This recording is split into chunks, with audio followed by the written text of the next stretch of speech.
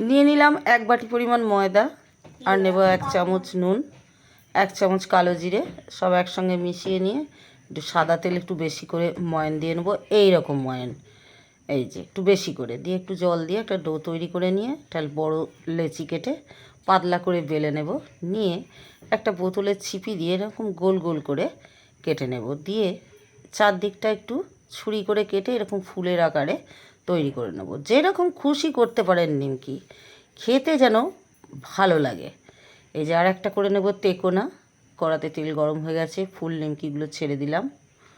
এই যে এরকম লালচে করে ভেজে, গ্যাসটা একটু কমিয়ে ভেজে, না হলে ভেতরগুলো কাঁচা থাকে, একটু গ্যাস কমিয়ে কমিয়ে ভাজতে হবে। এই যে এই তেকোনা নিমকিগুলোও ভাজা হয়ে গেল। এই যে 3 রকম নিমকি করলাম। একটা ডো ছিল, ওর কুচো নিমকি করে দিলাম। চায়ের সঙ্গে দারুণ লাগবে এই নিমকি। দেখুন কতটা খাস্তা হয়েছে, দেখুন একদম গুঁড়িয়ে যাচ্ছে।